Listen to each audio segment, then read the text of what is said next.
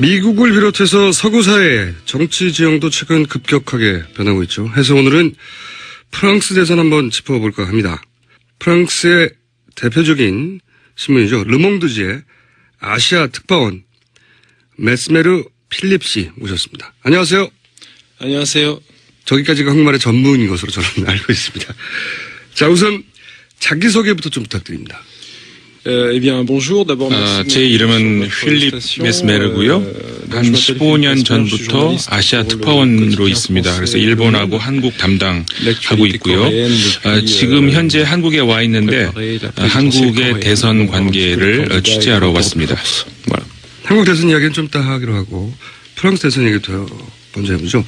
프랑스 대선은 이제 1차 투표를 하고 거기서 과반이 없을 경우 결선 투표를 하는 것으로 알고 있는데 오는 4월 23일이 1차 투표일로 알고 있습니다. 현재까지 판세는 어떤지 결선까지 갈 것 같은지 전망을 좀 소개해 주시죠. 지금까지 11명의 후보자가 있습니다. 근데 11명 중에서 50%를 넘는 후보가 없을 것으로 보이기 때문에 2차 결선 투표로 가는 것은 명백해 보입니다. 그래서 현재 어떤 후보가 2차 투표로 갈 것인가 판세를 보면은 대략적으로 프롱나시오날이라고 하는 국민전선, 우리말로 국민전선인데요. 마린 르펜이라는 후보가 일단 2차 투표로 갈 것으로 보입니다. 그 다음에 좌파도 아니고 우파도 아닌 마크롱이라고 하는 후보가 중도 성향의 후보가 2차 투표에 갈 가능성이 높아 보입니다. 그리고 세 번째로 가능성이 높은 후보라고 한다고 하면은 프랑스와 피용인데 프랑스와 피용이라는 후보가 전통적인 의미에서의 우파 후보인데 세 번째로 가능성이 있어 보입니다. 프랑스 오늘 이제 인터뷰를 모신 이유 중에 하나인데 프랑스 대선도 지난 트럼프가 당선됐던 미국 대선처럼 기성 정치는 몰락하고 아웃사이더였던 트럼프 같은 사람이 등장을 하고 그리고 극우 세력이 득세하고 이런 특징으로 설명될 수 있습니까? 현재 상황이? 일단 그렇게 볼 수도 있을 것 같습니다. 하지만 기존 정치의 몰락이라고 하기에는 이제 좀 데리케이트한 부분도 있는데 왜냐하면 정치는 여전히 정치로 남아 있기 때문에 그렇습니다. 다만 기존 정당을 이야기를 한다면은 상황이 좀 복잡해 보입니다. 일단 기존 사회당 그러니까 가장 큰 좌파 정당 중에 가장 큰 정당이라고 할 수가 있는데요. 사회당의 후보가 이번에 대선에 출마를 합니다마는 거의 제가 보기에는 그 사라질 운명까지도 갈 수 있는 그런 실정에 와 있습니다. 그 다음에 역시 마찬가지로 극우파가 이렇게 득세를 한다는 그런 차원에서 보자면은 극우 세력의 그러니까 극단 세력의 득세, 아웃사이드 등장 그런 얘기를 할 수도 있을 것 같습니다. 그렇군요. 사회당인 올랑드 현 대통령이 재선에 출마하지 않는 프랑스 사상 첫 번째 현직 대통령으로 알고 있는데 재선에 출마하지 않은 이유가 뭔가요? 일단 첫 번째로 대통령으로 당선된 이후 계속해서 저조한 그 지지율에 시달렸는데 첫 번째 이유로 볼 수 있는 것이 이 올랑드 대통령의 실업 문제에 대한 그 대책을 내놓지 못하고 실패한 것 그것을 들 수가 있고요. 그 다음에 이제 두 번째는 정치적인 문제가 되는데 이번에 대선을 통해서 사회당이 처음으로 그 프라이머리 방식을 적용을 했습니다. 그런데 이제 프라이머리에서 올랑드 대통령이 올라설 수 있을 것이라는 그런 확신이 없었기 때문에 그래서 이제 본인이 스스로 이제 포기한 것으로 그렇게 분석을 할 수가 있습니다. 이제 이런 것들이 전부 다 전체적으로 그 사회당의 어떤 그 실패 원인 이런 것들과 다 결부가 될 수 있습니다. 현직 대통령임에도 불구하고 당내 경선을 통과하지도 못할 것 같아서 아예 나오지 않았다. 이런 이야기군요. 자, 그러면 이제 그 다른 후보들 한번 잠깐 짚어보겠습니다. 극우 정당이고 오래된 극우 정당이죠. 국민전선. 유럽에서도 가장 유명한 극우 정당인데 국민전선은 이제 아버지 르펜 때부터 지속됐고 지금은 이제 딸 마린 르펜이 이끌고 있는데 지지율이 거의 1위, 2위를 달리고 있는 극우 정치인 중에서 서구사회 주요 국가 중에서 가장 높은 지지율을 보이는 극우 정당의 리더인데 당선 가능성은 어느 정도라고 보십니까? 국민전선 정당이 말씀하신 것처럼 지금 마린 르펜 후보의 아버지인 정마리 르펜이 이제 만든 당입니다. 1972년에 만들어져서 그 이후로 줄곧 대통령 선거에 항상 출마를 했고 지금까지 이어져 오고 있는데 그 전까지는 그 아버지인 장마리 르펜이 계속 출마를 했었고요. 그 다음인 2012년 선거부터 그 딸인 마린 르펜이 대통령 선거에 나오고 있습니다. 그런데 이번 선거에서 말씀하신 것처럼 1, 2위 여론조사에 따라서 1, 2위를 다투고 있는데 작년에 미국의 대선에서의 트럼프의 승리, 그다음에 영국에서의 브렉시트 이런 것들을 봤을 때 예외적인 상황 이런 것들을 생각할 수 있겠지만 제 생각에는 프랑스에서 마린 르펜이 대통령으로 당선될 가능성은 없다, 전무하다 이렇게 볼 수가 있을 것 같습니다. 프랑스 얘기는 여기까지 하고요. 현재 이제 15년째 일본에 거주하면서 아시아 특파를 하고 있기 때문에 이 소식도 잠깐 여쭤보고 싶은데 아베 총리의 최근 아키에 스캔들에 대해서는 어떻게 바라보고 있는지 궁금합니다. Comment expliquer ça? C'est un scandale qui 아베 총리와 그리고 이제 그 부인 아키에 여사의 그 스캔들 그 문제에 있어서 이제 몇 가지 또 볼 수가 있겠는데 일단 먼저 그 아베 총리 진영이 그 수정주의자들과 그 운동과 이제 밀접하게 연관이 있고 역시 극우 세력들과의 연관이 있는 건 사실입니다.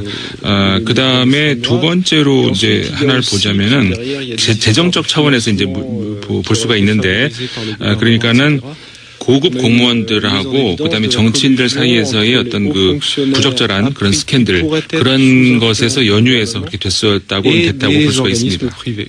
수정주의라고 하면 이제 일본의 역사 수정주의에 대한 이야기겠죠. 네.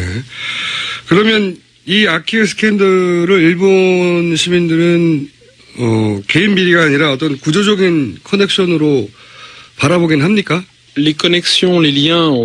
일본에도 우리 한국에도 많이 있는 것처럼 극우 세력들이 있습니다.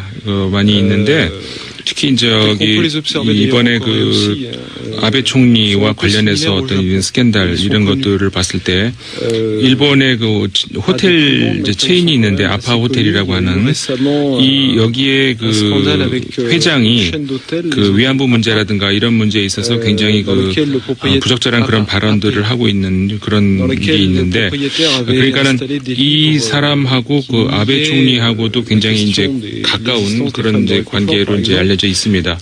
그래서 아까 말씀드린 것처럼 그런 고급 공무원, 그다음에 정치인들, 그다음에 이런 사기업들 사이에서의 어떤 커넥션 이런 것들이 일본 국민들은 좀 이런 것에 대해서 어쨌든 좀 이렇게 비웃음을 이렇게 보고 그런 걸 가지고도 있는데 일본인들이 그런 것에 대해서 큰 관심을 가지고 있는 것 같지는 않습니다. 전반적으로 비웃는 분위기긴 한데 이게 큰 관심까지는 없는 걸로 보여진다. 그럼 최순실 스캔들로 얘기를 넘겨볼게요. 한국 지도 오래 왔으니까. 그러니까 한국에서 이제 최순실 스캔들로 결국은 박근혜 전 대통령이 파면됐고 현재는 구속 수감돼 있어요. 그래서 박정희 패러다임의 종말이다 이런 한국 내에서의 평가가 있는데 아시아를 15년간 취재해왔던 프랑스인으로서 최근 한국의 최순실 스캔들 그리고 박근혜 전 대통령의 파면과 수감에 대해서는 어떻게 평가하시는지. 박근혜 대통령의 퇴진으로 인해서 한 시대의 종말이 온 것이다 이렇게 볼 수가 있고요. 2012년 같은 경우에 이제 젊은 세대라든가 이런 사람들도 박근혜를 투표하고 이제 그런 것도 있었지만 이 젊은 세대가 이번 5월 9일 날 있을 선거에도 그런 양상을 보일지는 회의적으로 바라보고 있고 일단 그 전통적인 한국의 우파가 두 개로 갈라져 있기 때문에 또 쉽지 않은 그런 선거가 될 것 같고요. 어쨌든 이런 전체적인 어떤 차원에서 봤을 때 한 시대의 종말이 될 수 있을 것으로 평가될 수 있다 이렇게 볼 수 있을 것 같습니다. 촛불 집회도 당연히 얘기해 볼 수밖에 없는데 촛불 집회는 언론으로도 접하셨을 거고 실제로 직접 궁금해서 참석도 해본 걸로 아는데 촛불 집회에 대한 인상은 어땠는지. 그 참여한 사람들의 숫자 엄청난 사람이 그 모였었던 그것을 보고서도 제가 굉장히 많이 놀랐었고 아이들까지 참석하고 가족이 같이 오는 그런 것들을 제가 봤고 그다음에 그 공연이 열렸던 것들 그러니까 결국 이건 거의 축제 형식의 어떤 그런 국민들 참여였지 않나 이런 생각을 해봤습니다. 더구나 굉장히 평화롭게 열렸고 물론 이제 한 가지 목적 대통령의 그 하야를 또 탄핵을 목적으로 하는 그런 그 행동들이었습니다만은 그 뒤에는 국민들의 그 많은 불만, 그다음에 많은 요구들이 숨어 있었던 것으로 제가 보였고 그 과거 한국에서의 반정부 운동 그러니까는 70년대, 80년대 같은 경우에 있었던 그런 경우에는 그 폭력 사태라든가 이런 것들이 굉장히 많이 있었던 것으로 아는데 이번에 그 평화적으로 모든 그런 그 국민 행동이 이루어졌다는 점에서 아까 말씀드렸던 그 한국 민주주의의 승리다 이런 말을 다시 한번 제가 하고 싶습니다. 알겠습니다. 이제 마지막 단계로 넘어가서 한국 정치에 대한 이해가 상당히 깊고 지난 대선 때도 직접 한국에서 취재한 걸로 알고 있는데 그래서 이제 몇 가지 여쭤보고자 하는 게 지금 이제 지지율이 가장 높은 문재인 대표에 대해서는 어떻게 평가하는지 그리고 지금 현재 기준으로는 문재인 후보가 경합하고 있는데 안철수 후보는 또 어떻게 평가하는지 연속해서 질문을 계속해 주십시오. 그리고 보수정당이 분당이 되는 바람에 보수 후보들은 또 분열이 되어 있는데 홍준표, 유승민 후보에 대해서는 각각 어떻게 평가하는지 각 후보들에 대한 평가를 연속으로 해봐 주십시오. 먼저 이제 문재인 후보 같은 경우에 2012년에도 후보자였던 것으로 알고 있는데 굉장한 어떤 그 존경을 할 수 있는 어떤 그런 측면이 많이 있습니다.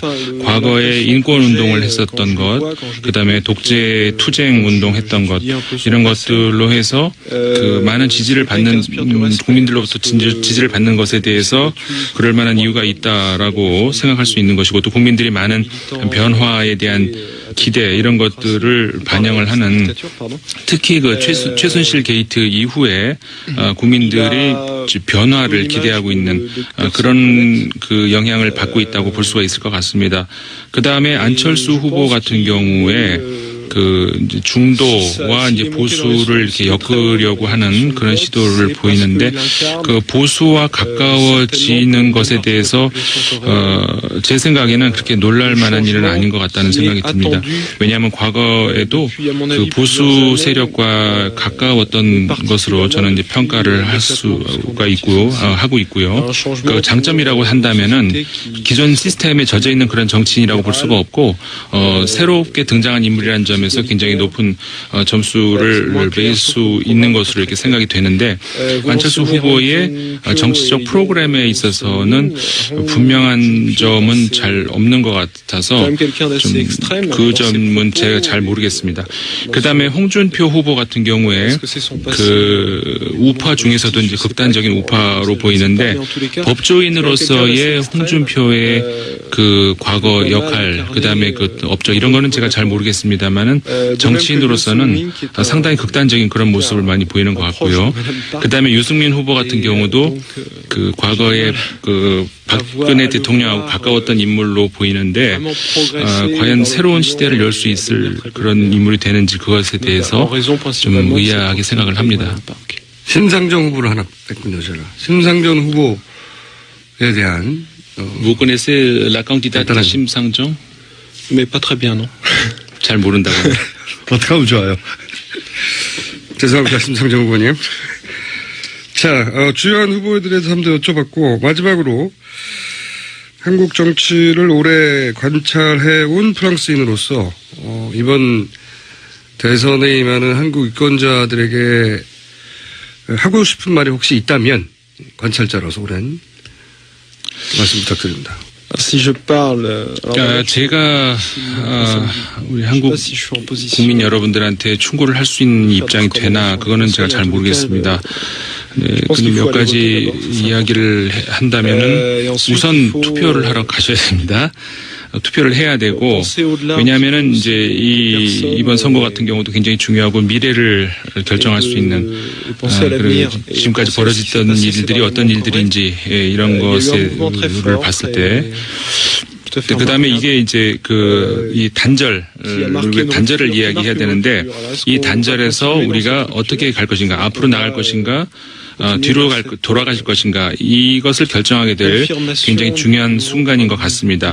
다시 말하면 한국이 새 봄을, 한국의 정치가, 한국의 민주주의가 새 봄을 맞을 것인가, 그렇지 않고 다시 뒤로 돌아갈 것인가, 다시 보수로 회귀할 것인가, 이것은 국민 여러분들의 어떤 그 선거에 임하는 그런 자세에 달려있다고 볼 수 있을 것 같습니다. 네, 감사합니다. 사실 프랑스 정치가 지금 한국 정치를 걱정할 때가 아니긴 하죠. 네.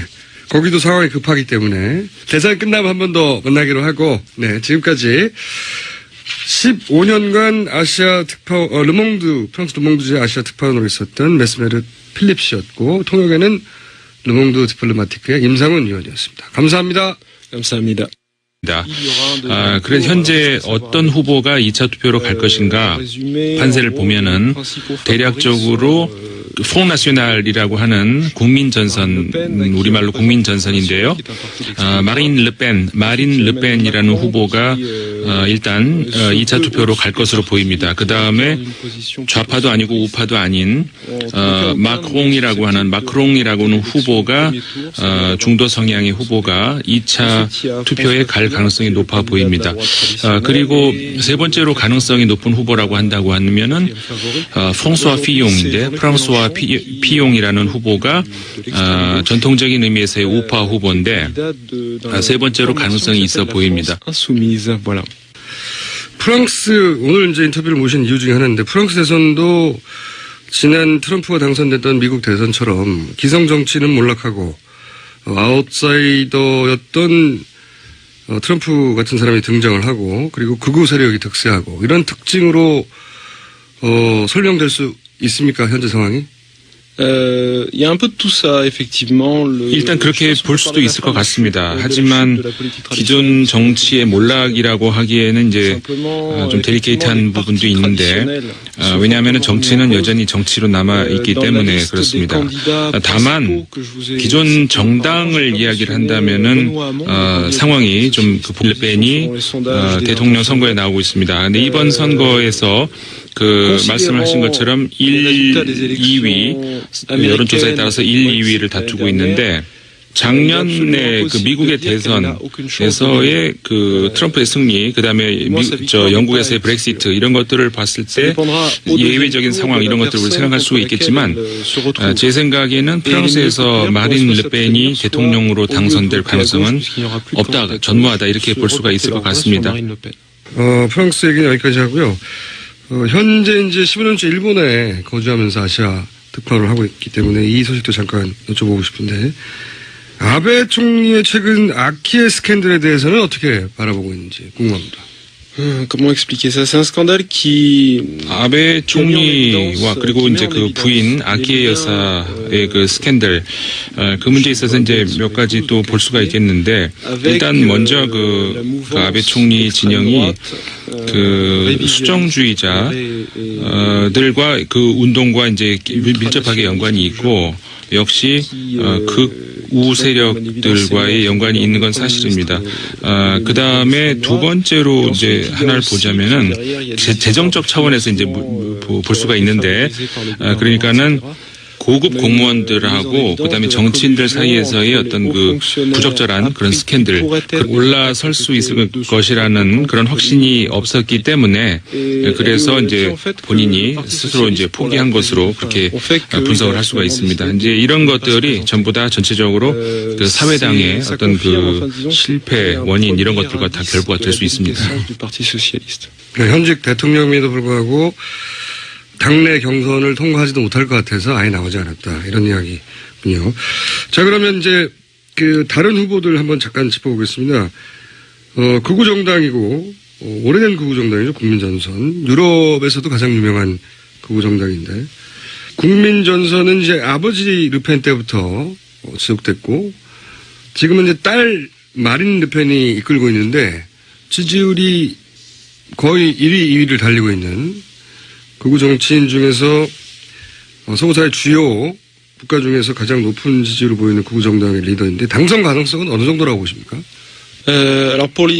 국민전선 정당이 그 말씀하신 것처럼 지금 마린 르펜 후보의 아버지인 정마리 르펜이 이제 만든 당입니다. 1972년에 만들어져서 그 이후로 줄곧 대통령 선거에 항상 출마를 했고 지금까지 이어져 오고 있는데 그 전까지는 그 아버지인 장마리 르펜이 계속 출마를 했었고요. 그 다음인 2012년 선거부터 그 딸인 마린